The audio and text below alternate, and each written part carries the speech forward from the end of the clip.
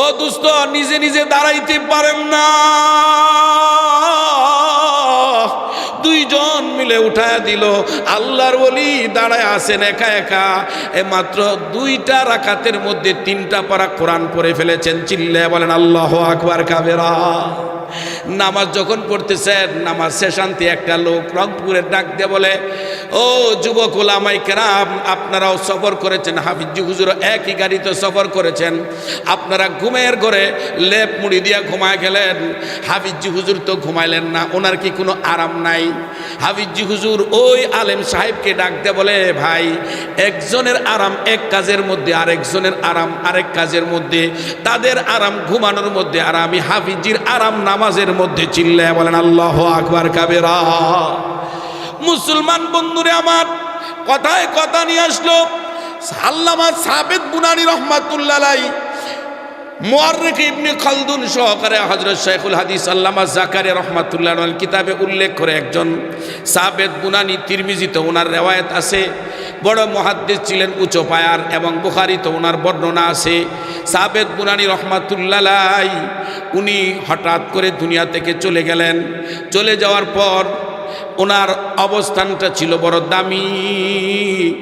ওনার 2জন খাদেম সব সময় ওনার সঙ্গে ছিল।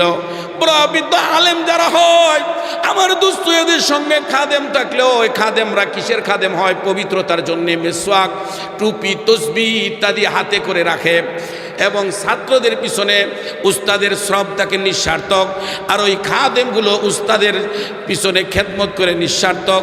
হযরত সাবেত বুনানী রাদিয়াল্লাহু রাহিমাহুল্লাহ, উনার 2জন খাদেম ছিল, এরা উস্তাদের সঙ্গে সবসময় মাদ্রাসাতেও থাকতো, এবং সফরে গেলেও উস্তাদের গাড়ি বহন করে করে তারা যাইতো। হঠাৎ করে উস্তাদের একদিন ইন্তেকাল হয়ে যাওয়ার পরে, দোস্ত, আব্বা আম্মার এন্তেকালের চেয়েও নিজের উস্তাদের এন্তেকালটা আমাদের কাছে অনেক বেশি কষ্ট লাগে। কারণ আব্বা আম্মা এরা আমাকে দুনিয়ায় জন্ম দিয়েছে, জান্নাতের পথ দেখানোর সুযোগ হয় না, কিন্তু যেই সমস্ত উস্তাদগুলো মাদ্রাসা করে মানুষের কাছে চান্দা করে করে, আপনাদের মতন মানুষদের কাছ থেকে চান্দা করে করে আমাদেরকে আলেম বানায়, ওই সমস্ত উস্তাদদের জুতার পানি সোজা, জুতা সোজা করার জন্য আমরা প্রস্তুত আছি। আমার দোস্ত সাবেত বুনানী রহমাতুল্লাহি আলাইহি, উনার 2জন শাগরেদ কবরে নামছে, উনার কোনো ছেলে সন্তান ছিল না, উনার কবরে নামছে। একজন খাদেমের জেবের মধ্যে আরেকজনের একটা আমানত ছিল। কবরে নামার পরও দেখছে জিনিসটা জেবের মধ্যে পকেটে রয়েছে, কিন্তু কবর থেকে ওঠার পরে কয়েক ঘন্টা পর দেখেছে যেই জিনিসটা নাই। আমানতের খেয়ানত করা যাবে না, আমানতদার ব্যক্তির আমানত তো পুরা করতে হবে, কিন্তু কিয়ামতের পূর্ব লক্ষণে আল্লাহর রাসূল বলেছেন, ইজা তুখিজাল ফাইউ দিওয়ালান ওয়াল আমানাতু মাগনামান ওয়াজ যাকাতা মাগরামান। কিয়ামতের পূর্ব লক্ষণ একটা হলো যে মানুষগুলা আমানতের খেয়ানত করবে। জোরে জোরে বলেন, কথা ঠিক কি ঠিক না? এক যুবক আমার কইতেছে, হুজুর, আমি 16 বছর বিদেশ করলাম, বড় ভাইয়ের কাছে টাকা পাঠাইলাম, আমার হিসাবে বর্তমান টাকায় পড়ায় 21 লক্ষ টাকা, বাড়িতে আইসা হুনি মাত্র নাকি 3 লক্ষ টাকা। আসেন এমন মানুষ? আমার দোস্ত, আমার ভাই, ওই সাবেত বুনানী যুগ শ্রেষ্ঠ মুহাদ্দিস ছিলেন, কোনো ছেলে সন্তান ছিল না, ওনার একমাত্র একটা মেয়ে ছিল। ওই শাগরেদ যখন ওনার ছাত্র পকেটে ছিল আরেকজনের আমানত, আমানতের খেয়ানত করা যাবে না, হারাম। আমানত একটা কথা দিয়েও আমানত হতে পারে। দোস্ত, এই কথাটা তোমার কাছে বললাম, আমার মনের কষ্টটা, এইটাও বলা হারাম আরেকজনের কাছে। আমার দোস্ত সাবেত বুনানীর ওই শাগরেদ, ওনাকে কবরের মধ্যে রাখলেন। দোস্ত, কবরে দাফনের শেষ করে যাওয়ার পরে হঠাৎ করে দেখেন ওনার পকেটের মধ্যে, সকলে মিলে সহি উচ্চারণটা হবে আল্লাহ, আরো জোরে বলেন আল্লাহ। শেষে হা আছে, ধাক্কা দিতে হবে, কলবে যেন ধাক্কা আসে, বলেন আল্লাহ, আরো জোরে বলেন আল্লাহ। এই আল্লাহ পাক হলেন আমাদের সবচাইতে শ্রেষ্ঠ বন্ধু। পৃথিবীর সকল জিনিসকে ভালোবাসব, তবে বিশ্বাস করব কম, আমার আল্লাহ তাআলাকে ভালোবাসতে হবে, বিশ্বাসও করতে হবে। জোরে বলেন কথা ঠিক কি ঠিক না? যুবকদের উদ্দেশ্যে শুরুতে কথায় কথা টানলো, জীবন পরিচালনার ক্ষেত্রে সকল মাখলুককেই ভালোবাসবা, বিনা কারণে কুকুরকেও লাথি দেওয়া, থাপ্পড় দেওয়া, লাঠির আঘাত করা শরীয়তে হারাম। একজন পয়গাম্বর রাস্তা দিয়ে যাচ্ছিলেন, বুখারী শরীফের ঘটনা বলছি। যাত্রা পথে একটা পিঁপড়ায় কামড় দিছে। তো মানুষের চিরাচরিত একটা অভ্যাস হইল, একটা পিঁপড়ায় কামড় দিলে আশেপাশের পিঁপড়াগুলোকে একটা গস্সা মেরে দেয়। অপরাধ করছে একটাই, যেটাই কামড় দিছে, মারে সবগুলারে। পায়ের গসার ভিতরে যেগুলো আসে, জোরে বলেন কথা ঠিক কিনা?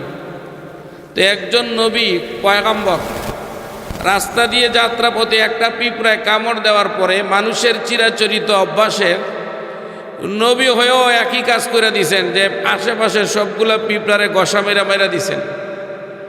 আল্লাহ পাক সঙ্গে সঙ্গে ডাক দিয়ে বলেন, ওগো আমার পয়গাম্বর, আপনাকে একটা পিঁপড়ায় কামড় দিছিল, এটার যেই পরিমাণ আপনারে কষ্ট দিছে এই পরিমাণ শাস্তি আপনি দিতে পারতেন, শরীয়তে বৈধ ছিল, এইটারে মারাও জায়েজ ছিল না। সে জায়গায় আরো বাকি নিরপরাধ পিঁপড়াগুলোকে যে আপনি মারলেন, আপনার কাছে জবাব চাই। নবী আর পয়গাম্বর হওয়ার কারণে নবী আম্বিয়ায়ে কেরামগণ নবুয়তের আগেও নিষ্পাপ, নবুয়তের পরেও নিষ্পাপ। নিষ্পাপ নবী আল্লাহ পাকের নিষ্পাপ কালাম শুইনা সঙ্গে সঙ্গে সেজদায় পড়ে চোখের পানি ছেড়ে দিয়ে সালাতুত তওবার সেজদা করে বলে, মালিক তুমি একটা পিঁপড়ারে যে এত খেয়াল করো, এত ভালোবাসো, এটা আমি নবীর জানা ছিল না। চিল্লায় বলেন আল্লাহু আকবার। সমুদ্রের মাছ, গর্তের পিপিলিকাগুলা খাবে কি? তাদের চেয়ে আরো বেশি ব্যবস্থার চিন্তা কে করেন? গর্তের মাছগুলা খাবে কি, এটা কে রাখেন? ব্যবস্থাগুলো কে রাখেন? পৃথিবীতে এমনও ডলফিনগুলো আছে, এমনও তিমি মাছগুলো আছে, এগুলা মানুষের উপকারে আসে।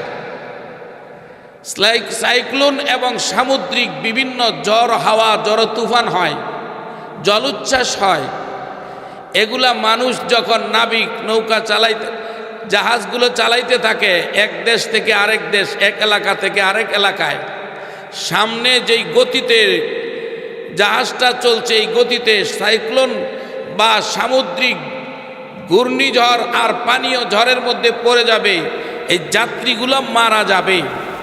এই ক্যালকুলেশন করে যদি তিমি মাছটা বুঝতে পারে, তখন তিমি মাছটা বিশাল বড় দেহ নিয়া জাহাজটার সামনে এসে জাহাজটাকে আটকায়া দেয়, যাতে করে এই নাবিক বুঝতে পারে আবার চলার পথে সামনে একটা মহা বিপদ আছে, জলোচ্ছ্বাস হচ্ছে, যার কারণে আমার যাত্রী সহকারে আমার এই মালবাহী বা যাত্রীবাহী এই জাহাজটা বিপদে পড়তে পারে। চিল্লে বলেন আল্লাহু আকবার।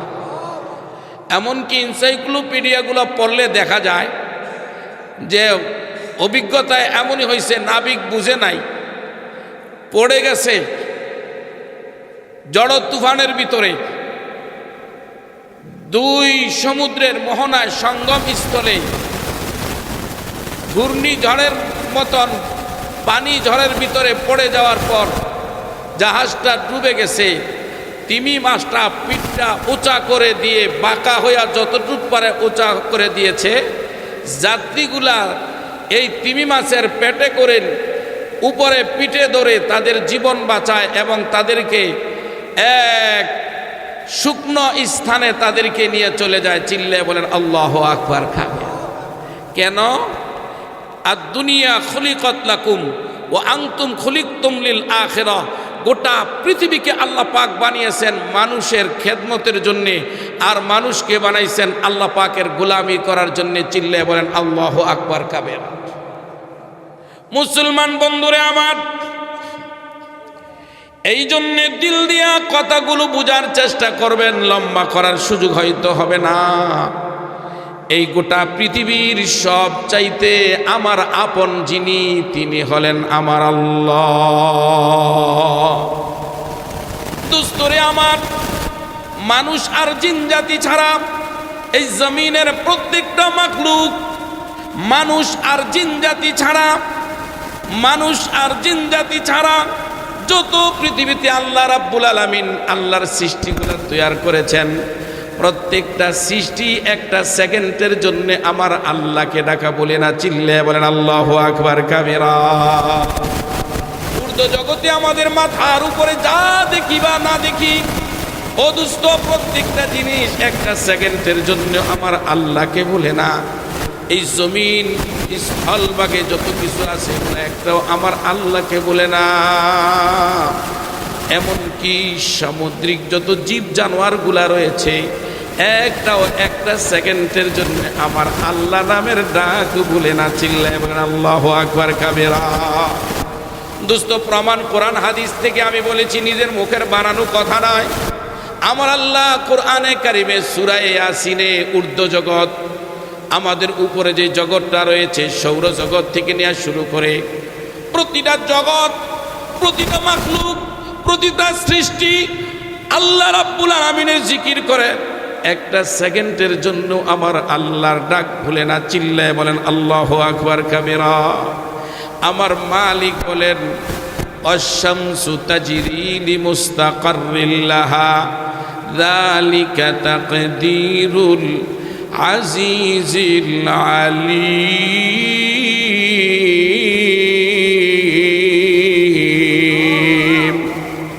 আমার আল্লাহ রাব্বুল আলামিন এই যে সূর্য সৃষ্টি করেছেন, ও দোস্ত, আল্লাহ পাকের আদেশে 24 ঘন্টা আল্লাহ পাকের মাখলুককে আলো দেয়। সূর্যের তাপ না হইলে দোস্ত ফসল আদি কিন্তু ভালো হবে না। সূর্যের তাপ না হলে দোস্ত যত ফল ফলাদিগুলো আছে এগুলোর মধ্যে মিষ্টিও হবে না। সূর্যের তাপ না হলে মানুষ এবং জীব জানোয়ারগুলা ভিটামিন ডি এর অভাবে মানুষের নানান রোগ দেখা দিবে। এমন একটা গুরুত্বপূর্ণ পয়েন্ট আমার আল্লাহ ঊর্ধ্ব জগতে সৃষ্টি করেছেন সূর্যটাকে। এই সূর্যটা আল্লাহ পাকের সকল মাখলুককে আলো দেয়। এক সেকেন্ডের জন্য আমার আল্লাহ রাব্বুল আলামিনের আদেশের বিপরীত কোনো কাজ করেন না। এই সূর্যটা আল্লাহ পাকের সকল মাখলুককে আলো দিয়ে আরশের নিচে আল্লাহ পাকের কুদরতের পায়ের নিচে যে বলে, মালিক, আমি সূর্য তো আপনার মাখলুকগুলোকে আলো দিলাম, এখন আমি কি করব? চিল্লায় বলেন আল্লাহু আকবার কাবীরা। আর কে সূর্য করলো? কে সাজদা করলো? আমার মালিককে বলেন সূর্য। চিল্লায় বলেন আল্লাহু আকবার। সূর্য আমার মালিক আল্লাহ রাব্বুল আলামিনকে সাজদা করলো। ও দোস্ত, এভাবে চন্দ্র আল্লাহ পাককে সাজদা করে। চন্দ্রের যেহেতু নিজস্ব আলো নেই, সূর্যের আলো থেকে সে আলো গ্রহণ করে। পাশাপাশি কাছাকাছি কক্ষপথে চলে, কিন্তু কিয়ামত পর্যন্ত একটার ঘরের ভিতরে আরেকটা কোনোদিন ঢুকবে না। কার আদেশ মানে? তারা। আরো চিল্লায় বলেন আল্লাহ, আরো জোরে বলেন আল্লাহ।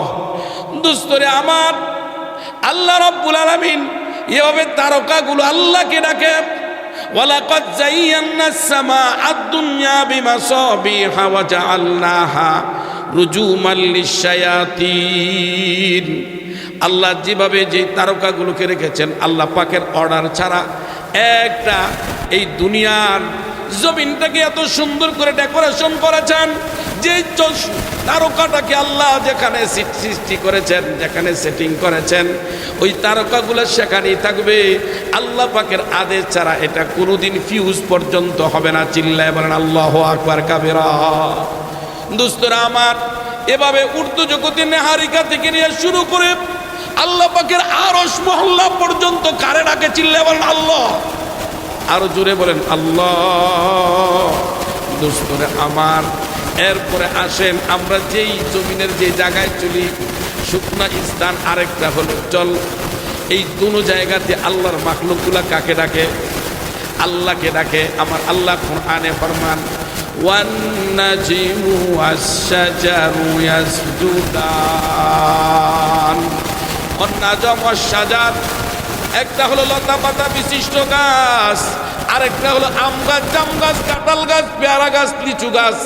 আমার দোস্ত এরকম কাণ্ড বিশিষ্ট গাছগুলো আমার আল্লাহকে ডাকে 1 সেকেন্ডের জন্য আমার আল্লাহর জিকির করা ভুলে না। জোরে বলেন আল্লাহু আকবার কাবীরা।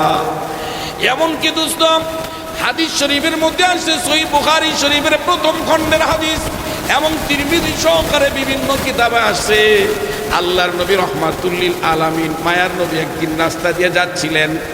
যাত্রা পথে দোস্ত 2টা কবর, এই 2 কবরের সামনে যে নবীজি দাঁড়ায় গেলেন, সামনেও জান্নাত পিছনেও জান্নাত। সাহাবায়ে কেরাম জিজ্ঞাসা করলেন, ইয়া রাসূলুল্লাহ, ইয়া হাবিবাল্লাহ, আল্লাহ নবী গো, আপনি কেন সামনে যান না? কোনো শত্রুর ভয় আছে কিনা? পিছনেও যান না, ডানেও যান না, বামেও যান না। আল্লাহ নবী চোখের পানি ছেড়ে দিয়ে বলে, সাহাবীরা রে, এখানে 2টা কবর আছে, এই 2টা কবরের মধ্যে আমার আল্লাহ অন্তর চক্ষু দিয়ে আমাকে দেখার সুযোগ করেছে। এই 2টা কবরের মধ্যে ভয়াবহ আযাব হচ্ছে। চিল্লায় বলেন নাউজুবিল্লাহ। আমি দোজাহানের সরদার, আমি রহমাতুল লিল আলামিন, আমি দয়ার নবী, আমি মায়ার নবী হইয়া উম্মতের কবরে আযাব দেইখা, আগুন দেইখা আমি সামনে যাইতে পারবো না। আমার নবী ডাক দিয়া সাহাবায়ে কেরামদের একজনকে বলেন, সাহাবী রে, ওই যাও খেজুর গাছ থেকে একটা ঢাল কেটে নিয়ে আসো। চিল্লায় বলেন আল্লাহু আকবার। আল্লাহ নবী রাহমাতুল লিল আলামিন আদেশ করার সঙ্গে সঙ্গে ওই সাহাবী খেজুর গাছের একটা ডাল কেটে নিয়ে আসলেন। নবী আলাইহিস সালাতু ওয়াস সালাম এই ডালটাকে মাঝখান দিয়া ফেটে 2টা টুকরা করে প্রথমে একটা কবরে গাড়লেন, এরপর আরেকটা কবরে গাড়লেন। নবী আলাইহিস সালাতু ওয়াস সালাম কিছুক্ষণ পরে মুচকি হেসে বলেন, আল্লাহ রাব্বুল আলামিন কবরের আযাব বন্ধ করে দিয়েছে। জোরে জোরে বলেন সুবহানাল্লাহ। ওলামায়ে মুহাদ্দিসিন ফরমান, কারণ হইল 2টা। এক তো নবীজির হাতের বরকত, আরেকটা হলো মালাম তাইবিসা। আল্লাহর নবী বলেন, যতক্ষণ পর্যন্ত গাছের ডাল পাতাগুলা সবুজ থাকে ততক্ষণ পর্যন্ত এগুলো আমার আল্লাহ নামের জিকির ও তাসবিহ করে। জোরে জোরে বলেন সুবহানাল্লাহ। এমনকি দোস্ত কবি বলেন, যারা হারদম বগুয়াদ আল্লাহু নাগুয়াদ টুনটুনা টুনটুনা টুটু মিয়ানে আশিক মাশুক চরঞ্জিস কিরামান কাতিবিন রাহম খবর নিস। ও দোস্ত, আল্লাহর সৃষ্টিতে প্রত্যেকটা জিনিস আল্লাহ পাকের তাসবিহ পড়ে জিকির করে। এটা আমার মুখের কথা না, আমার আল্লাহ কোরআনের জায়গায় জায়গায় ফরমান, সাব্বাহালিল্লাহি মা ফিস সামাওয়াতি ওয়াল আরদ ওয়া হুয়াল আজিজুল হাকীম। আমার দোস্ত, আমার আল্লাহ বলেন সাব্বাহা, তাসবিহ পাঠ করে আসমান এবং জমিনে যা কিছু রয়েছে 1টা সেকেন্ডের জন্য আমার আল্লাহ নামের জিকির ছাড়ে না। অতএব এই যে দোস্ত ঘড়িগুলা রয়েছে টুকটুক টুকটুক করে, না না, আমার আল্লাহ পাক রব্বুল আলামিনের জিকির করে বন্ধ করে না। এমনকি দোস্ত আমার মুখের বানানো কথা নয়, দারুল উলুম দেওবন্দের লম্বা সময়ের মুহতামিম ছিলেন যুগশ্রেষ্ঠ ওলিয়ে কামেল আল্লামা কারি তৈয়ব সাহেব রহমাতুল্লাহ আলাইহি ফরমান, কাপড়গুলা যখন পরিষ্কার থাকে তখন ওই কাপড়গুলা আল্লাহ নামের জিকির করে। জোরে বলেন সুবহানাল্লাহ। যদি কাপড় ময়লা হয়ে যায় তখন মনে করবেন কাপড়টা জিকির বন্ধ হয়ে গেছে। এমনকি সমুদ্রের পানি যেটার মধ্যে জোয়ার ভাটা আছে, জোয়ারে আসে ভাটায় যায়, মনে করবেন ওই পানির মধ্যে আল্লাহর জিকির আছে। জোরে জোরে কোন সুবহানাল্লাহ, আল্লাহু আকবার বলেন। এই জন্য মুসলমান বন্ধুরে আমার, যুবক ভাইরে আমার, বৃদ্ধ বাবাজি, হাতে ধরে বলি, পায়ে ধরে বলি, আম্মা আয়েশা সিদ্দিকা রাদিয়াল্লাহু তাআলা আনহা থেকে বর্ণিত, নবীজি সাল্লাল্লাহু আলাইহি ওয়াসাল্লাম কানা ইয়াজকুরুল্লাহ আলা কুল্লি আহইয়ানিহি, নবীজি সব সময় আল্লাহ পাকের জিকির করতেন। নবীজির জবানটা কোনোদিন বন্ধ ছিল না। চিল্লায়ে বলেন আল্লাহু আকবার কাবীরা। দোস্তরা আমার, এই বাংলাদেশের একজন খরজন্মা মনীষী ছিলেন আল্লামা হাফিজি হুজুর রহমাতুল্লাহি আলাইহি। 80 বছর বয়সে যিনি খেলাফত মজলিস এবং এই দেশের উলামায়ে কেরামদেরকে আল্লাহ পাকের জমিনে আল্লাহর দিন কায়েম করার জন্যে যিনি এ মাঠে ময়দানে নামাইছেন, হাফিজি হুজুর রহমাতুল্লাহ আলাইহি ৮০ বছরের বৃদ্ধ মানুষটা, উনি একবার নোয়াখালী থেকে বটগাছ মার্কা যখন দাঁড়ান এরশাদের সময়, নোয়াখালী ছিল ওনার বাড়ি লদুয়া, সেখান থেকে সফর করে উনি রংপুর গেলেন। আজ থেকে দোস্ত প্রায় ৩০ বছর আগের কথা। উনি সফর করে যখন চলতে লাগলেন, আমার দোস্ত মাঝখানে ওনার দাস্ত হয়ে যায়, পাতলা পায়খানা হয়ে যায়। ওনার ছেলে মাওলানা হামিদুল্লাহ সাহেবের মুখ থেকে আমার শোনা, উনি বলেন বাবাজিকে সারাটা রাস্তা আমরা বড় পেরেশান ছিলাম। বাবাকে বললাম, বাবা আপনি তো ইসলামী আন্দোলনের জন্য, ইসলামের পক্ষে আপনি দাঁড়াইছেন, দুনিয়ার মানুষকে দেখাবার জন্য নয়। মানুষ আপনাকে প্রধানমন্ত্রী বলে, প্রাইম মিনিস্টার বলবে, এই জন্যে নয়। আপনি সুস্থ হলে আবার এদেশে আসবেন, আপনি আবার চলেন ঢাকার শহরের দিকে। উনি বলেন, না, ইসলামের জন্য কোনো বাহিনী যদি আল্লাহর রাস্তায় চলে সেখান থেকে পিছপা হতে নাই। জোরে বলেন আল্লাহু আকবার কাবেরা। ও দোস্ত, উম্মতের উলামায়ে কেরাম এরা আল্লাহর জমিনে আল্লাহর দিনকে প্রতিষ্ঠিত করার জন্য ওনারা যে পরিশ্রম করে যান। আমাদের এই জগতের মধ্যে একজন আধ্যাত্মিক জগতের রাহবার ছিলেন হুসাইন আহমদ মাদানী রহমাতুল্লাহ আলাইহি। উনি বলতেন, जिस नियत से मैं तहज्जुद की नमाज पढ़ता हूँ उसी नियत से मैं সিয়াসত বি করতা হো। উনি বলেন, যেই নিয়তে আমি তাহাজ্জুদের নামাজ পড়ি ওই নিয়তে আমি রাজনীতিও করি। চিল্লায় বলেন আল্লাহু আকবার কাবেরা। আমার দোস্ত, আমার ভাইরে, আজকে আমরা মনে করি এদেশের উলামায়ে কেরাম এরা রাষ্ট্র চালাবার উপযুক্ত না। খুদার কসম করে বলি, আফগানিস্তানের দিকে তাকায় দেখেন, এরাও তো আলেম উলামায়ে কেরাম। এদেশে ওনাদের দেশে সুদ ভিত্তিক কোনো নীতি নাই, পুঁজিবাদী ব্যবস্থাকে লাথি মেরে আল্লাহর জমিনে আল্লাহর দিন কায়েম করেছে। যার কারণে আমেরিকা থেকে নিয়ে শুরু করে সারা পৃথিবীর অমুসলিমরা পর্যন্ত তাদের সাথে ব্যবসায়িক লেনদেন করতেছে। জুল্লাহ বলেন আল্লাহু আকবার কাবেরা।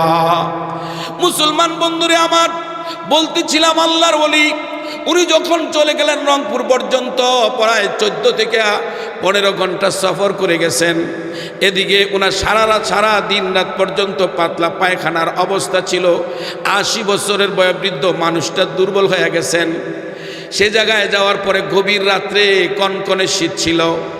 অদুস্ত ওই শীতের মধ্যে, কনকনে শীতের অবস্থায় সকলে যারা খাবার নেয় ওনার সফর সঙ্গীরা, ফজলুল হক আমি সাহেব, ও দুস্ত নিজে নিজে দাঁড়াইতে পারেন না, দুইজন মিলে উঠায় দিল। আল্লাহর ওলি দাঁড়ায় আছেন একা একা, মাত্র 2টা রাকাতের মধ্যে 3টা পারা কোরআন পড়ে ফেলেছেন। চিল্লায় বলেন আল্লাহু আকবার কাবেরা। নামাজ যখন পড়তেছেন, নামাজ শেষান্তে একটা লোক রংপুরের ডাক দিয়ে বলে, ও যুবক উলামায়ে কেরাম, আপনারাও সফর করেছেন, হাফিজি হুজুর একই গাড়িতে সফর করেছেন, আপনারা ঘুমের ঘরে লেপ মুড়ি দিয়া ঘুমায় গেলেন, হাফিজি হুজুর তো ঘুমাইলেন না, ওনার কি কোনো আরাম নাই? হাফিজি হুজুর ওই আলেম সাহেবকে ডাক দিয়ে বলে, ভাই, একজনের আরাম এক কাজের মধ্যে, আরেকজনের আরাম আরেক কাজের মধ্যে, তাদের আরাম ঘুমানোর মধ্যে, আর আমি হাফিজির আরাম নামাজের মধ্যে। চিল্লায় বলেন আল্লাহু আকবার কাবেরা।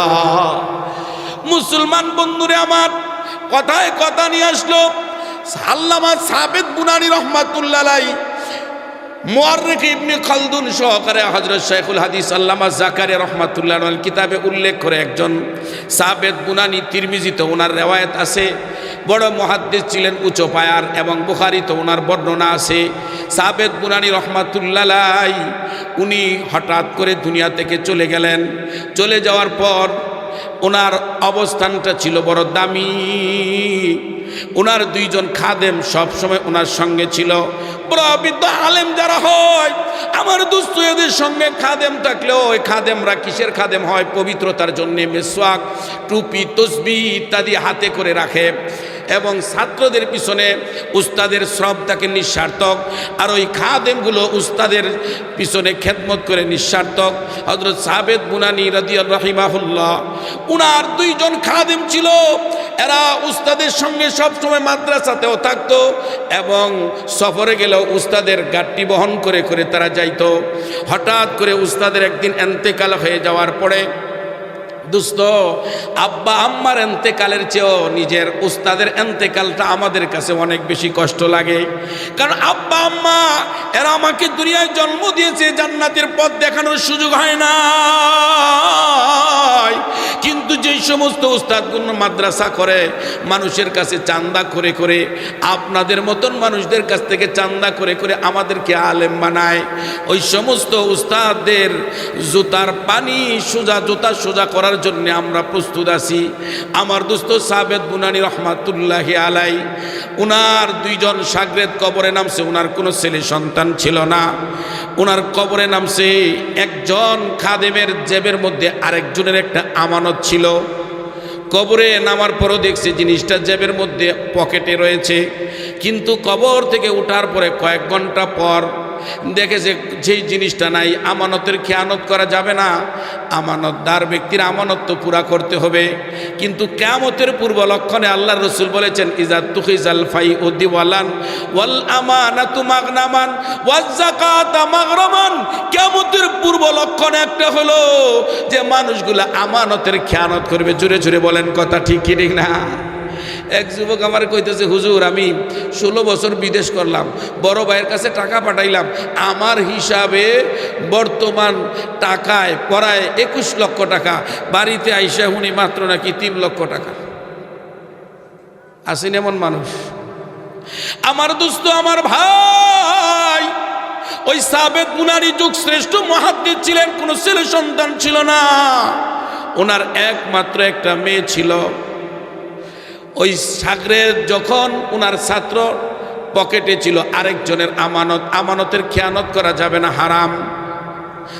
আমানত একটা কথা দিও আমানত হতে পারে, দোস্ত এই কথাটা তোমার কাছে বললাম, আমার মনের কষ্টটা, এইটাও বলা হারাম আরেকজনের কাছে।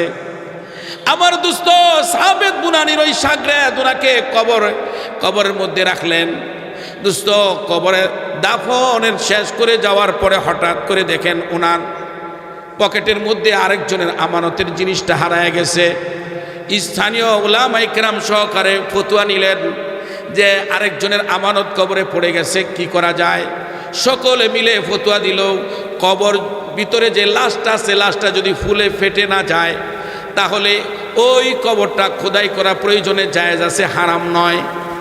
এমন কি যদি হয় কোনো নাবালেগ জানাজা পড়ায় ফেলাইছে, জানাজার হয় নাই, কিন্তু জানতে পারছে 3 দিনের ভিতরে যদি জানতে পারে লাশটা উঠায়া অথবা কবরের সামনে রাইখা জানাজা পড়া জায়েজ আছে। জোরে বলেন আল্লাহু আকবার। দোস্তরা আমার, অনুমতি নিয়া দুইজন শাগরেদ রাত্রিবেলায় খনন করে করে মাটিগুলা সরাইলেন। একটা পর্যায়ে যখন সর্বশেষ চাটাই দেওয়া অথবা সে জমানায় পাথর দিত, ওই পাথরের উপর দেখে তার দামি জিনিসটা পড়ে আছে, আমানতের জিনিসটা উঠাইলেন। কিন্তু ওই শাগরেদগুলা চিন্তা করলো, একবার শেষ দিদার আমাদের উস্তাদের করে যায়, কাফনের কাপড়টা খোলার চেষ্টা করবেন এই নিয়ত করেছেন। আর শুধুমাত্র চেহারাটা দেখে, চেহারাটা আবারও সুন্দর করে কাফনের কাপড় মাথার এই সাইডে ভাত দিয়ে যাবেন খুললে। কিন্তু ওরা যখন দোস্ত এক একটা করে ভাঁজ বা পাথরগুলা খুললেন, ওনারা লাশ দেখবেন তো দূরের কথা, কিছুই দেখেন না। হঠাৎ করে দেখেন পুরা কবরটা আল্লাহ রব্বুল আলামিনের নূরে আলোকিত হয়ে গেছে। ওনারা যখন আমার দোস্ত পাথর দুইটা খুললেন, হঠাৎ করে কুরআনে কারীমের তিলাওয়াতের আওয়াজ শুনছেন এবং এরা বুঝে ফেলেছেন আমাদের উস্তাদ কবরের মধ্যেও নামাজ পড়তেছেন। চিল্লায় বলেন আল্লাহু আকবার কাবীরা। দেরি করেন নাই, যে উনি কবর জগতে আছেন, ওনাকে ডিস্টার্ব করা ঠিক হবে না। তাড়াতাড়ি পাথর দিয়া ঢেকে ওনারা চলে গেলেন। ওনার একমাত্র মেয়েকে ডাক দিয়ে বলেন, ভুঙ্গ, আমাদের হুজুরের, আমাদের উস্তাদের, আমাদের শাইখের কি আমলটা ছিল তুমি একটু বলো না। মেয়েটা ঘর থেকে বাবার শোকে কাতর, কারণ মেয়েগুলা বাবার জন্য সবসময় কাঁদে। যে মেয়ে সন্তান হারায়, ওই মেয়েগুলা বাবাকে দাফন যখন করতে কাঁধে নিয়ে যুবক ভাইয়েরা যখন নিয়ে যায়, মেয়েগুলা দরজার ফাঁক আর জানালার ফাঁক দিয়া কান্দে। আর বাবার বাড়িতে আসা সার্থক হবে না। নিজের স্বামীর বাড়িতে যাও, কাঁদে আর ডেকে বলে, আলবারি আমার বাবা আজ থেকে দুনিয়ায় চলে গেছে, ও খাট তোর উপর বসছি, তুই খাটটাকে স্মৃতিস্বরূপ আমার বাবা আমাকে দিয়া গেছে, আমি আর কোনোদিন আমার বাবার চেহারা দেখব না। মেয়েগুলা কাঁদে। আমার দোস্ত ঠিক তেমনি ভাবে সাবেত বুরানির মেয়ে ডাক দেয়া বলে, ভাই তোমরা তো আমার বাবা তোমাদের উস্তাদের সঙ্গে সফরেও ছিলা, বাড়িতেও ছিলা, আমার থেকে অনেক ভালো জানো আমার আব্বার আমল কি ছিল। মেয়েটাকে বারবার বলল, তোমার বিশেষ জানা কিছু আমল থাকলে বলো। মেয়েটা অনেকক্ষণ পরে বলল, ভাই রে আমার বাবা অনেক বড় আলেম ছিলেন, ওনার হাজারো হাজারো ছাত্র, কিন্তু আমার বাবার জীবনের সকলের চেয়ে ভিন্ন একটা দোয়া করতে শুনতাম তাহাজ্জুদের নামাজের পড়ে। রসুল বলেছেন তোমরা ঘরকে কবর বানায়ও না। এটার একটা ব্যাখ্যা হলো ঘরটাকে আপনি নফল নামাজের জন্য এবং সুন্নত নামাজের জন্য পরিবেশ থাকলে ঘরে নফল সুন্নত পড়েন, তাহলে আপনার ঘরের মধ্যে বরকত দিবেন কে? চিল্লায়া বলেন আল্লাহ। হযরত সাবেত বুনানী রাহমাতুল্লাহি আলাইহি, ও দোস্ত, উনার মেয়েটা ডাকতে বলে, ভাই রে সকলের চেয়ে ভিন্ন একটা আমল করতে আমার বাবাকে দেখেছি। তাহাজ্জুদের নামাজে নামাজ শেষ করে দোয়ার মধ্যে উনি বলতেন, আল্লাহ নামাজের মধ্যে যে আমারে মজা দিছ, খাবারের মধ্যে এত মজা পাই না। আমাকে তুমি নামাজের মধ্যে এত শান্তি দিছ, আমি ঘুমের মধ্যে এত শান্তি পাই না। কবরে কাউকেও যদি তুমি নামাজের অনুমতি না দাও, দেখো না তুমি আমার দিবা কিনা।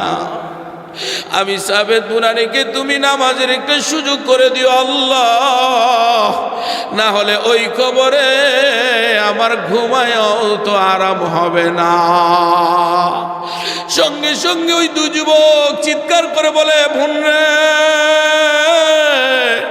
আমার আমানতের জিনিসটা হারায় ফেলাইছিলাম, তোমার বাবা আমার উস্তাদের কবরে পড়ে গিয়েছিল। আমরা আজকে রাত্রে খোদাই করে করে আমরা যখন সর্বশেষ জিনিসটা পেয়ে ফেলেছি, ইচ্ছা জাগলো সর্বশেষ দিদারটা করব আমাদের উস্তাদের। আর যখন এই বলে উপর থেকে বাঁশ বা পাথরগুলো সরাই, আমরা দেখি উস্তাদ নামাজে দাঁড়াইয়া কোরআনে কারিমের তিলাওয়াত করতেছেন, আর কোরআনের তিলাওয়াত বেশি আসতে আমরা থমকে দাঁড়াইলাম। সঙ্গে সঙ্গে কবরটাকে বন্ধ করে দিলাম, ওনাকে পরকালের জগতে ডিস্টার্ব করা যাবে না। চিল্লায়ে বলেন আল্লাহু আকবার কাবীরা। আমার দোস্ত, আমার ভাই, আমার মালিক আল্লাহ রাব্বুল আলামিন এই পৃথিবীতে যত মানুষ, মানব দানব এবং যত মাখলুকগুলো সৃষ্টি করেছেন, প্রত্যেকটা মাখলুক কার জিকির করে? চিল্লায়ে বলেন আল্লাহ। আর জোরে বলেন আল্লাহ।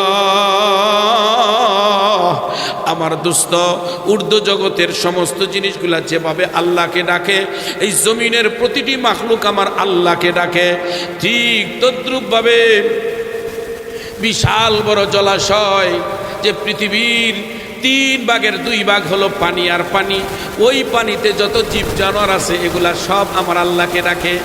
আল্লামা দিবিয়ারি রহমাতুল্লাহি আলাইহি হায়াতুল হাইওয়ান নামক কিতাবের মধ্যে লেখে, আজ থেকে বহু বছর আগে বলে গিয়েছেন, শুকনো স্থানে যেই পরিমাণ জীব জানোয়ার রয়েছে তার চাইতেও 2500 জীব জানোয়ার আল্লাহ পানিতে বেশি সৃষ্টি করেছেন। চিল্লায়া বলেন আল্লাহু আকবার। এগুলোর খাবার ব্যবস্থা কে করেন? আরো জোরে বলেন আল্লাহ। আরো জোরে বলেন আল্লাহ। এই জন্যে তো মালিক ফরমান, ইন্নাল্লাহা কুওয়াতিল মাতিন।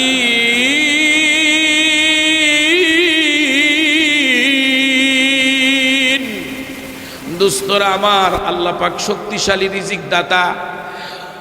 একটা শুধুমাত্র ঘটনা, কোরআনের ঘটনা। একজন নবী ছিলেন যার নাম হলো হযরতে ইউনুস আলাইহিস সালাতু ওয়াস সালাম।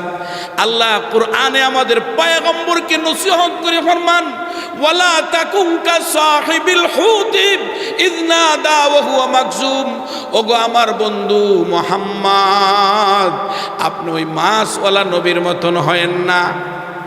ওই নবীকে আমি অনুমতি দেওয়ার আগে আপন সম্প্রদায়ের জ্বালাতন সহ্য না করতে পেরে উনি যখন ইরাকের মুসাল নদীর কিনারে চলে গিয়েছিল, আমি আল্লাহর অনুমতি ছাড়া মক্কা ছেড়ে আপনি কোনো দেশে সফর করবেন না। চিল্লায়ে বলেন আল্লাহু আকবার কাবীরা। আমার দোস্ত, আমার ভাই, হযরত ইউনুস পয়গম্বর আপন সম্প্রদায়কে বলে ফেলেছিলেন, তোমরা যদি আল্লাহর দিন গ্রহণ না করো, এত দিনের মধ্যে তোমাদের উপর আল্লাহর গজব আসবে। দিন পেরিয়ে গেল, গজব আসে নাই। সমস্ত কাফেররা নবী ইউনুস আলাইহিস সালাতু ওয়াস সালামকে নিয়ে ঠাট্টা মশকারি করতে লাগলো। হযরত ইউনুস পয়গম্বর সইতে না পেরে উনি ইরাকের মুসাল নদীর কিনারায় আইসা একটা নৌকাতে উঠে উনি চলে যাচ্ছিলেন অপর দেশে সফর করে। এমনি হঠাৎ করে নৌকাটা যখন সমুদ্রের মধ্যপথে চলে যায়, সমুদ্রের মাঝখানে চলে যায়, কোনো বাতাস নেই, কোনো তুফান নেই। হঠাৎ করে নৌকাটা এভাবে এভাবে খেলতে দুলতে লাগে। আমার দোস্ত, আমার ভাই, আলানা মুলিনুন, ও দোস্ত, তাফসিরে মালিমুল ইরফান ফি দুরুসিল কুরআন নামক কিতাবের মধ্যে লেখে, হঠাৎ করে ওই মাঝি ঘোষণা দিতে লাগলো, আল্লাহর পক্ষের ঘোষণা, কে আসো, কে আসো, কে আসো। আজকে এই সমুদ্রের মধ্যে এই নৌকাতে তার ভাগুরে গোলাম, সেই সময় গোলামবাদীর প্রথা ছিল, মালিকের কাছে না বইলা পলায়ন করতে যাচ্ছ। এখন আল্লাহু আকবার, আরো জোরে বলেন আল্লাহু আকবার। নবী যেহেতু ছিলেন পৃথিবীতে যেই নবী থাকেন, ওই নবী সব চাইতে বড় পণ্ডিত আর জ্ঞানী থাকেন, আর বেশি জ্ঞানী থাকেন, বুঝমান থাকেন। আমার দোস্ত, এই জন্যে কোনোদিন আলেমদেরকে বোকা আর বলদ বলবেন না, কারণ নবীদের ওয়ারিস, নবীরা যেভাবে পৃথিবীতে সবচাইতে জ্ঞানী, এদেশের প্রতিটা আলেম আল্লাহ প্রদত্ত জ্ঞানে জ্ঞানী। জুড়ে বলেন কথা ঠিক কি না? হাদিস শরীফে আল্লাহর নবী ফরমান, রুহের জগতে আল্লাহ নির্বাচন করেছেন, উনি হাফেজ হবে, উনি আলেম হবে, উনি হাফেজ হবে, আলেমও হবে। নবী যেভাবে আল্লাহ নির্বাচন করেছেন সাহাবী হবে কে, আল্লাহ যেভাবে রুহের জগতে নির্বাচন করেছেন আলেম হাফেজ কে হবে, এটাও নির্বাচন করেছেন স্বয়ং আল্লাহ।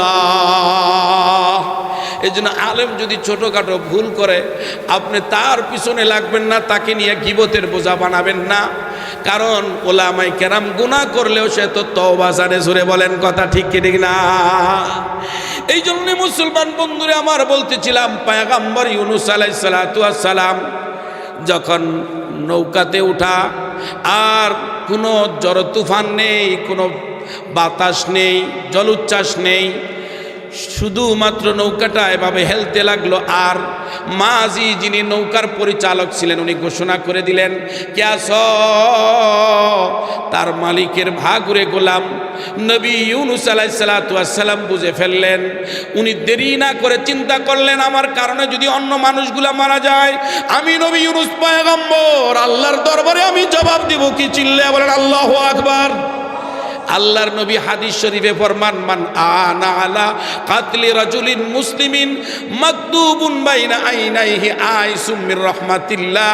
এই জমিনের কোন মুমিনকে যদি কেউ হত্যা করে, এই জমিনে কোন মুমিনকে যদি কেউ হত্যা করার জন্য সহায়তা করে, ফোন দিয়া বলে দিয়েছে যাও লাল মিয়া ওই জায়গায়, আরেকজন তাকে ছুরির আঘাত করে পৃথিবী থেকে বিদায় করে দিল। নবীজি বলেন হত্যা করে নাই, শুধু হত্যাকারীকে সহযোগিতা করেছে। এতটুকু অপরাধের কারণে হত্যাকারীর সহযোগীকে হাসরের ময়দানে আল্লাহ তার নাক এবং কপালের মাঝখানে লিখে দিবেন আইসুম মির রাহমাতিল্লাহ, আল্লাহর রহমত থেকে বঞ্চিত ধোঁকাবাজ প্রতারক লোকটা আসছে। চিল্লা বলেন নাউজুবিল্লাহ। ও দোস্ত, হাসরের ময়দানে সে সময় যদি কোনো মানুষের ব্যাপারে কপালে লেখা থাকে আল্লাহর রহমত থেকে বঞ্চিত, সে কোনোদিন তার মতো হতভাগা বঞ্চিত ব্যক্তি আর পৃথিবীতে কেউ হতে পারে না। জোরে বলেন কথা ঠিক কি না? মানব হত্যা বড় কঠিন জিনিস। আরেক হাদিসে আল্লাহর রাসূল সাল্লাল্লাহু আলাইহি ওয়াসাল্লাম ফরমান, কোনো মানুষ যদি কোনো মুমিনকে হত্যা করে, মানুষ হয়ে যদি বিনা কারণে নিরপরাধ মানুষকে হত্যা করে, আমার আল্লাহ ডাক দিয়া বলেন এই হত্যাটা শুধু একজন মানুষ করেন না, নবীজি বলেন গোটা আসমান জমিন মিলেও যদি একটা মানুষকে হত্যা করে। আবার নবী ডাক দিয়ে বলে দুনিয়ার মুসলমান, আল্লাহ একজন মানুষকে এত ভালোবাসেন, ইমানদারকে এত ভালোবাসেন, ওই গোটা আসমান জমিনকে জাহান্নামের আগুনে জ্বালাইতে আল্লাহ পাকের বিন্দু পরিমাণ মায়া লাগবে না। আল্লাহু আকবার বলেন। এই জন্য দোস্ত, গত কিছুদিন আগে আপনি দেখেছেন এই যুবক তাকে হত্যা করার পায়ে তারা চালিয়ে আব্দুল হাদিকে দুনিয়া থেকে বিদায় করার চেষ্টা করেছে। ওই সমস্ত লোক যাদের ইন্ধনে করেছে, এরাও হাসরের ময়দানে আল্লাহর আদালতের জবাব দেওয়া লাগবে। জুড়ে বলেন কথা ঠিক কি না? এই জন্য দোস্তরা আমার মনে রাখতে হবে, মানব হত্যা পৃথিবীতে শ্রেষ্ঠতম জঘন্যতম অপরাধ। আল্লাহর নবী হযরত ইউনূস আলাইহিস সালাম চিন্তা করলেন, আরে আমার কারণে অন্য নিরপরাধ ভাইগুলা মারা যাবে, আল্লাহর আদালতে আমি কি জবাব দিব? এই বলে হযরত ইউনূস আলাইহিস সালাম নৌকা থেকে ঝাঁপ দিলেন নদীতে। আত্মরক্ষার জন্যে না অপর মানুষদেরকে বাঁচাবার জন্য? শুধু নিজের তো আত্মরক্ষার জন্য নয়, বাহ্যিকভাবে এত বড় ইরাকের মুসাল নদী বিশাল বড়, এটাতে যদি ঝাঁপ দেন বাঁচা উনার জন্য অসম্ভবকর, কিন্তু নিজের যে অন্যের চিন্তা করেছেন। চিল্লা বলেন কথা ঠিক কি ঠিক না? আল মুসলিমু আকুল মুসলিম, আল্লাহর নবী বলেছেন মুসলমানের ভাই, এক মুসলমান আরেক মুসলমানকে হত্যা করবে তো দূরের কথা, তার ইজ্জত নিয়ে গীবত করা শরীয়তে হারাম করেছেন। চিল্লা বলেন কথা ঠিক কি ঠিক না? এই জন্য মুসলমান বন্ধুরা আমার, হযরত ইউনূস আলাইহিস সালাম যেই নৌকা থেকে চাপ দিলেন, আল্লাহর কুদরতে বিশাল বড় একটা মাছ হা করে রইল। মাছের পেটে চলে গেলেন। মাছটা নিয়ে হযরত ইউনূস আলাইহিস সালামকে একদিন নয়, 2 দিন নয়, বহুদিন পর্যন্ত মাছটা গোটা নদীর মধ্যে ঘুরে এক পর্যায়ে মাছটা যখন কাহিল হইয়া সমুদ্রের তলদেশে বসে গেল, ইউনূস নবী লাখো কোটি কণ্ঠে আল্লাহ রাব্বুল আলামিনের জিকিরের আওয়াজ পাইতেছেন। আল্লাহু আল্লাহ, আল্লাহু আল্লাহ, আল্লাহু আল্লাহ, আল্লাহু আল্লাহ, আল্লাহু আল্লাহ, আল্লাহু আল্লাহ, আল্লাহু আল্লাহ, আল্লাহু আল্লাহ। দোস্তরা আমার, এত লাখো কোটি কণ্ঠের আওয়াজের জিকিরের আওয়াজ শুনে ইউনূস নবী নিজের ভুলটা বুঝতে পারছেন। আল্লাহর দরবারে কাঁদতে শুরু করে দিলেন। নবীদের অন্তরে যদি কোনো কথা আল্লাহ ঢেলে দেন সেটাকে বলা হয় ওহী, আর অলিদের অন্তরে কোনো কথা ঢেলে দিলে বলা হয় সেটাকে কাশফুল ইলহাম।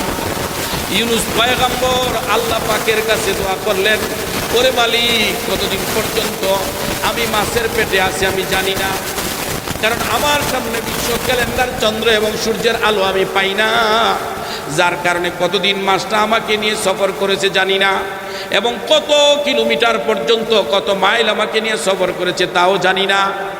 3 নাম্বার হলো, এখানে তো কোনো মানব নাই, কোনো জিন জাতীয় নাই, পানির নিচে লাখো কোটি কণ্ঠে কারা আপনাকে আল্লাহ আল্লাহ আল্লাহ বলে জিকির করে। চিল্লায় বলেন আল্লাহু আকবার কাবীরা।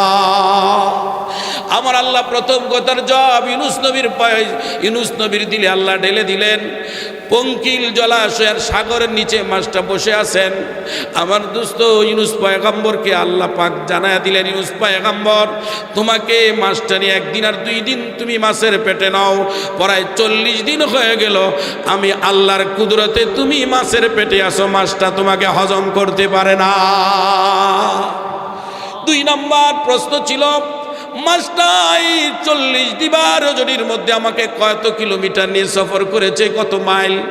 আমার আল্লাহ ডাক দেয়া বলেন, ইউনূস আমার পয়গম্বর, তোমাকে নিয়ে এই মাছটা 40 দিনে 18,000 মাইল পর্যন্ত সফর করেছে। তার যেহেতু গলদকরণ হয়েছে, গলা দিয়ে ঢুকেছ, কিন্তু সে হজম করতে পারে না, এই অস্থিরতায় মাছটা তোমাকে 18,000 কিলোমিটার সফর করেছে। চিল্লায় বলেন আল্লাহু আকবার কাবীরা।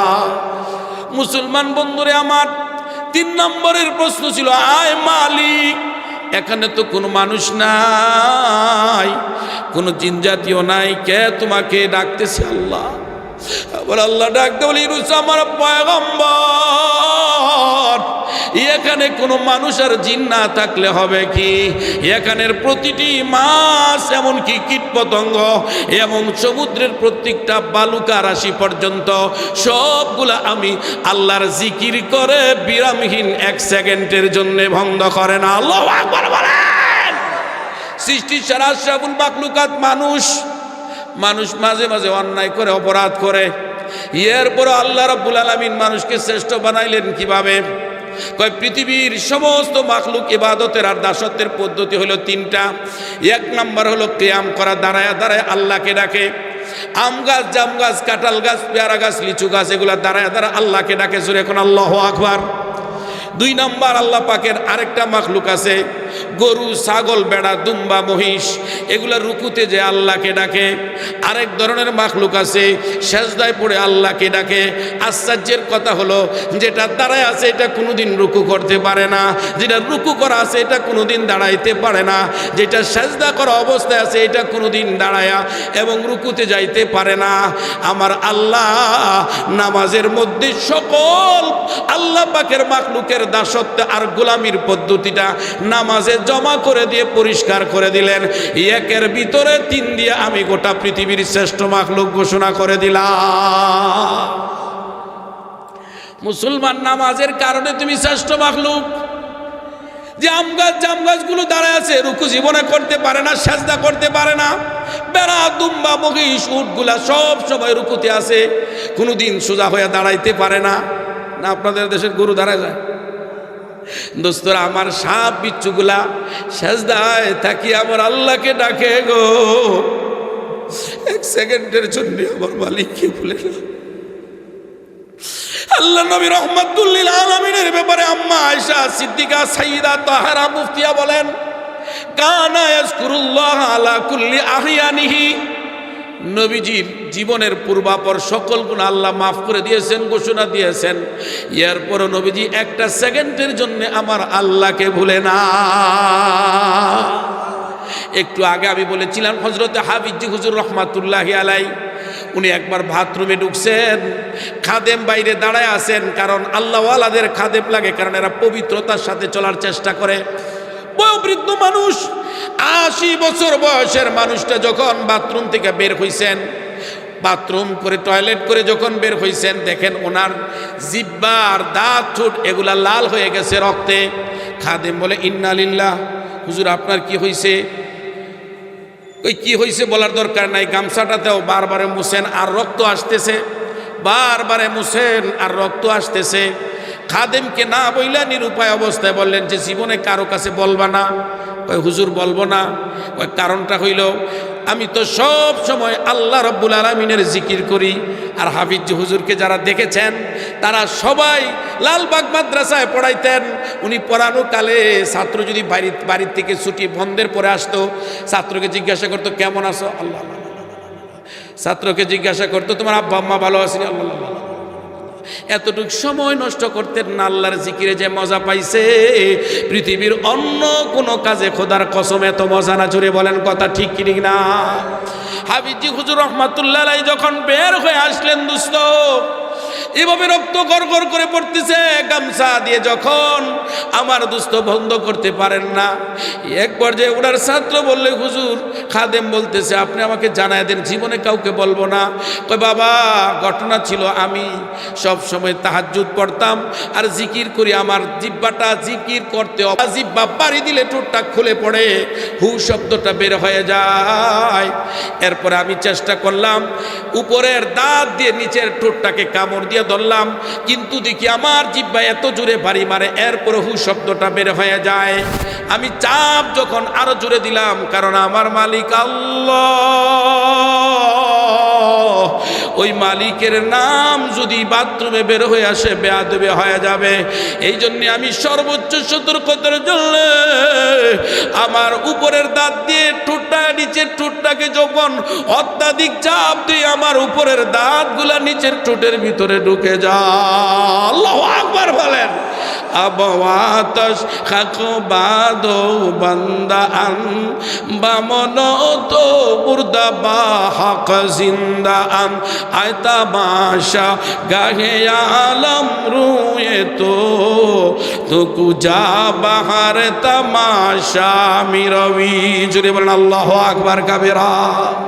ইউনূস পয়গম্বরকে আল্লাহ যখন 3 নম্বরের জবাব দিয়া দিলেন, এই সমুদ্রের মধ্যে যত ডলফিন, তিমি মাছ এবং যত সামুদ্রিক কুকুর এবং শুকরগুলা রয়েছে সবগুলো আল্লাহ নামের তসবিহ পড়ে, এই জন্য তুমি তাদের তসবির আওয়াজ আমি আল্লাহ তোমার কানে ওপেন করে দিলাম। ইউনূস নবী তো নবী, আবার হলেন নিষ্পাপ মানুষ, সঙ্গে সঙ্গে নিজের ভুল বুঝতে পারছেন, আরে আমি তো আল্লাহর আদেশ পাওয়ার আগে আমি এই রাজ্যের মানুষগুলা ছেড়ে আমি অপর রাজ্যে চলে যাইতেছিলাম, আমার আল্লাহ নারাজ হয়ে গেছেন।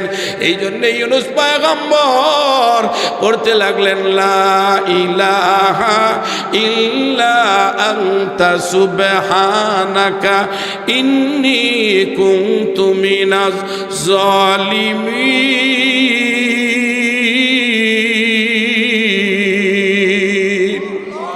ইউনূস পয়গম্বর বলে, লা ইলাহা ইল্লা আনতা, আমি শুকনা জায়গায় থাকলেও আপনি আমার আল্লাহ, আমি সমুদ্রে মাছের পেটে আছি এখনো আপনি আমার আল্লাহ,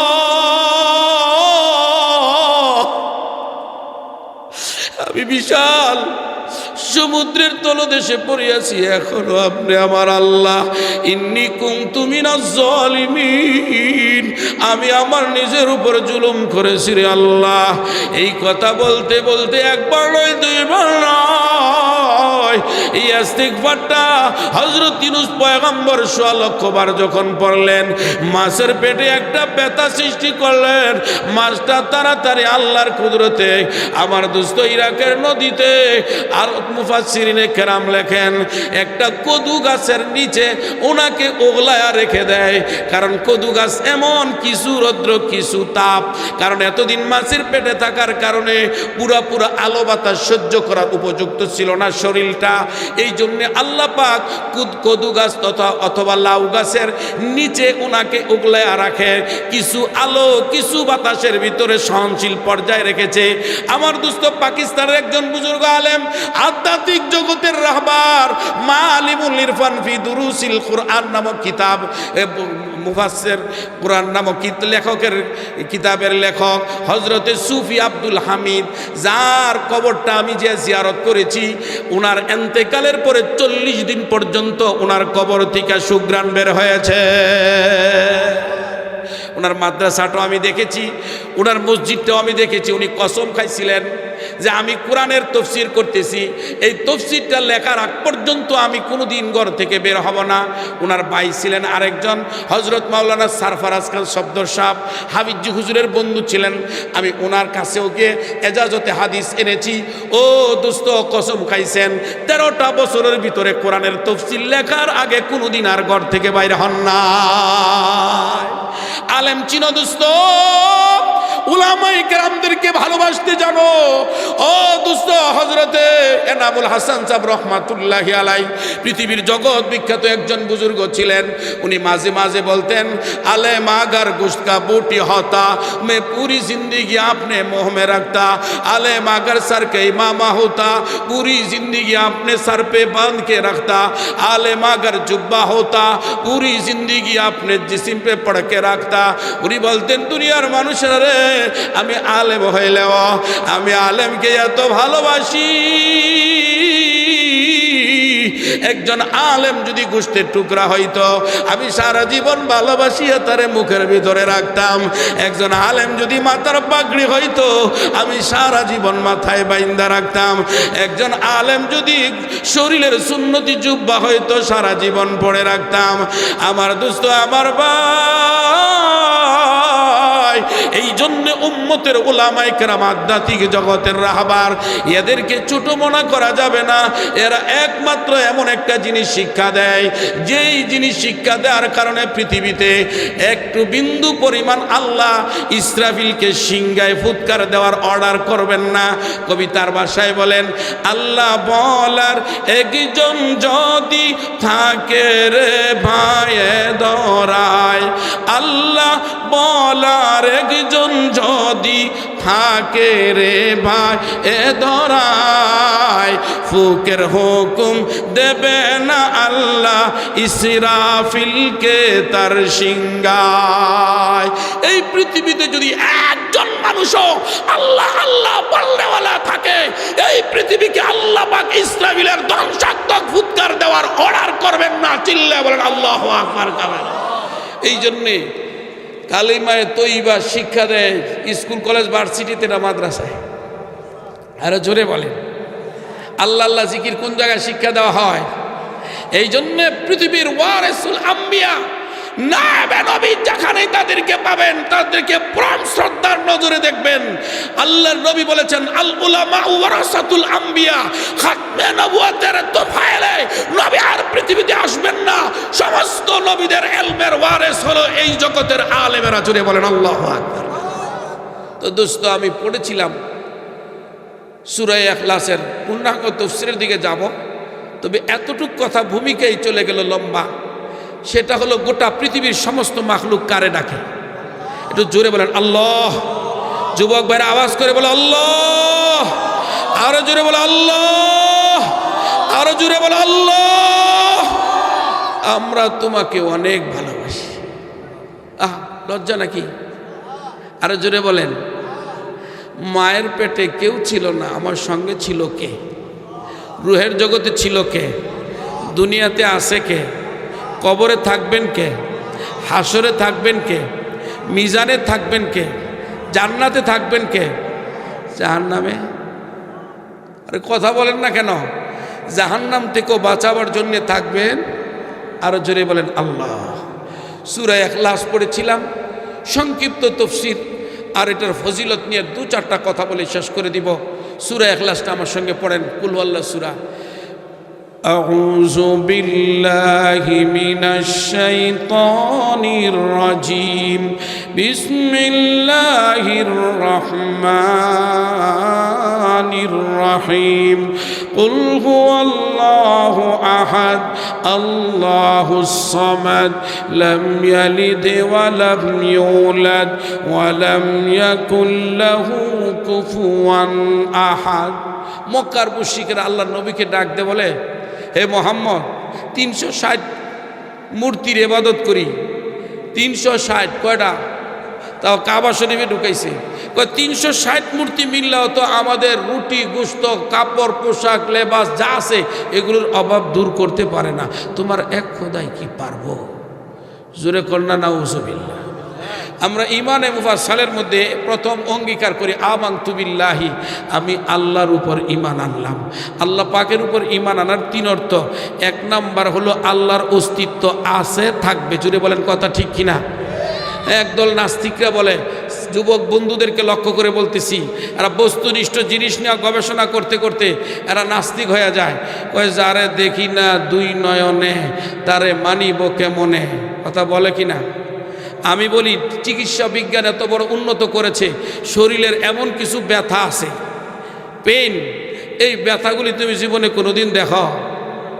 আরও শক্ত কঠিন কথা, ডক্টরদের সিদ্ধান্ত হলো একটা মা যখন প্রসব বেদনায় ভোগে, যেই প্রসব বেদনায় তোমার হাত পাগুলো ভা হয়ে জমিনে আসো, ওই একজন গর্ভধারিণী মায়ের প্রসব বেদনা যদি হাট্টাগাট্টা সুস্থ যুবক 70 জনের শরীরের মধ্যে পুশ করে দেওয়া হতো, ওই 70 জন লোক জায়গায় মারা যেত। চিল্লায় বলেন আল্লাহু আকবার।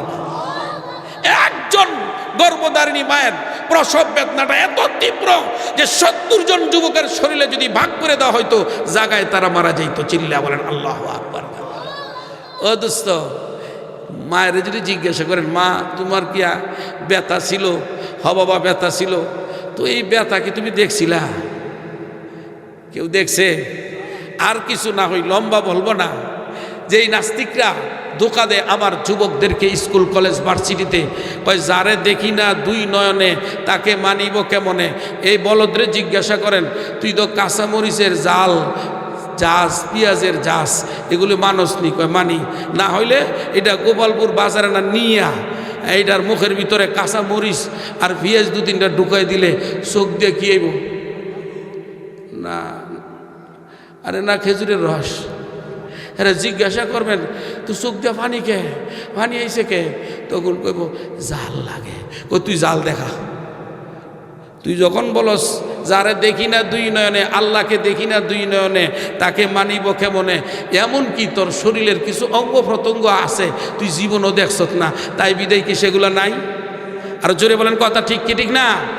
এই জন্য যুবক ভাইদেরকে বলবো, আজকের সমাজকে বলবো, যারে দেখি না দুই নয়নে তাকে মানিব কেমনে? তুমি তো অনেক কিছু দেখো না। ভাত খাইলে এক স্বাদ, পানি খাইলে, পানি পান করলে আরেক স্বাদ, দুধের আরেক স্বাদ। ওই স্বাদটা তুমি পারলে দেখা, নাইলে তোর লেগে খাওয়া বন্ধ। জোরে বলেন কথা ঠিক কি ঠিক না? 2 নাম্বার আল্লাহর উপর ঈমান আনলাম। 1 নম্বর আল্লাহর অস্তিত্বের উপর বিশ্বাস করা, 2 নম্বর হলো আল্লাহ একজন। ইহুদিরা কয় আল্লাহ 2 জন, একটা আল্লাহ ওয়াকালাতিল ইয়াহুদু উযাইর ইবনুল্লাহ, আর একটা হলো আল্লাহর ছেলে। ওই কেন কয় জানেন? করা হলো মুসা আলাইহিস সালাতু ওয়াস সালামের পরে একজন নবী আসছেন। এই নবীকে আল্লাহ পাক কিতাব দেন নাই। মুসা নবীর কিতাব দিয়ে উনি ওনার নবুতি চালাইছেন, কিন্তু উনি তাওরাত কিতাবটা মুখস্থ করে ফেলাইছেন। এখন ইহুদিরা কয় হারে এত বড় কি 10 খণ্ডের কিতাব মুখস্থ করে ফেলাইছে, অতএব এটা আল্লাহর ছেলে। চিল্লায় কন্যা নাউজুবিল্লাহ। এই ধর্মীয় গ্রন্থ আল কোরআন বাংলাদেশের বিশ্ববিজয়ী হাফেজে কোরআনের দেশের মানুষেরা যদি এদের এই খোরা যুক্তিটা যুক্তি না কুযুক্তি, আর জোরে বলেন যুক্তি না কুযুক্তি, এদের কথা এই নীতিতে যদি যে আসমানি কিতাব আল্লাহ পাকের আসমানি গ্রন্থ ধর্মীয় গ্রন্থ যদি কেউ মুখস্থ করে দেখাইতে পারে সে আল্লাহর ছেলে, তাহলে বাংলাদেশে তো আল্লাহর ছেলের অভাবই নেই। জোরে কর নাউজুবিল্লাহ। আর জোরে বলেন নাউজুবিল্লাহ। খ্রিস্টানেরা কয় আল্লাহ হলো 3 জন। কয়জন? কয় একজন তো আছে, আরেকজন হলেন হজরতে মরিয়ম আলাইহিস সালাম। কয় কেন? কয় ওনার ঘরে ছেলে হইছে হজরত ঈসা নবী। কই ছেলে হওয়ার কারণে উনি তো কোনো ওলামিয়াম শাসনি বাসান, কোনো পুরুষের স্ত্রী ছিলেন না। যেহেতু কোনো অপৃশ্য নারী, কোনো পুরুষ তাকে স্পর্শ করে নাই, টাচ ছাড়াই যেহেতু একজন নারীর ঘরে বাচ্চা হয়েছে, তাহলে বোঝা গেল এটা আল্লাহর ছেলে, আর উনি আল্লাহর স্ত্রী। চিল্লা এখন নাউজুবিল্লাহ। আরো জোরে বলেন নাউজুবিল্লাহ।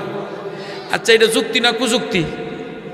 হ্যাঁ, কারণ স্বামী ছাড়া মহিলার ঘরে বাচ্চা হয়েছে, এই জন্যে বোঝা গেল বাবা ছাড়া হজরতে ঈসা আলাইহিস সালাম জমিনে আসার কারণে উনি হয়ে গেলেন আল্লাহর ছেলে, আর মরিয়ম আলাইহিস সালাম হয়ে গেল আল্লাহর স্ত্রী। তাহলে আদম আলাইহিস সালামের তো মাও ছিল না, বাবাও ছিল না। আর জোরে কোন কথা ঠিক কি ঠিক না? তোদের যুক্তি নয়, এগুলো কুযুক্তি। কারণ যদি তোদের কথায় শুধু বাবা না থাকার কারণে ঈসা নবী আল্লাহর ছেলে হয়, তাহলে আদম আলাইহিস সালাম তো ডাবল খোদা হওয়ার কথা, কারণ মাও নাই বাবাও নাই। জোরে কোন কথা ঠিক কিনা? এই আল্লাহ কোরআনে কারিমে একটা সুন্দর নিরসন দিচ্ছেন, লাউ কানা ফীহিমা আলিহাতুন ইল্লাল্লাহু লাফাসাদাতা।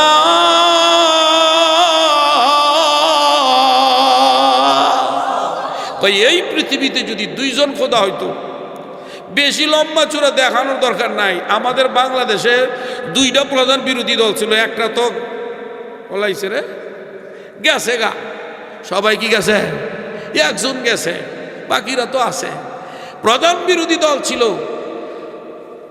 ইয়ার পরে আরেক 2 দল সবসময় একে অপরকে প্রতিপক্ষ মনে করতো। এখন একটা তো নাই, ইলেকশনও নাই, এর পরেও প্রধান বড় দলটা মনে করতেছে দলের তো অভাব নাই, না জানি কি হয়। সেরকম কথা ঠিক কিনা? অলরেডি জায়গায় জায়গায় মারামারি শুরু, এখনো ফাইনাল মারামারি যাওয়া হয় নাই। ও দোস্ত, এই গোটা পৃথিবীতে যদি শক্তিশালী 2টা খোদা হইতো, গোটা পৃথিবীতে একটা মানুষও বেঁচে থাকার শক্তি থাকতো না। চিল্লা বলেন খোদা কথা ঠিক কি ঠিক না? ভারতে সারা বছর পাকিস্তানের খালি লাগবিনি লাগবিনি, পাকিস্তানে কয় আল্লাহু আকবার। কি কয়?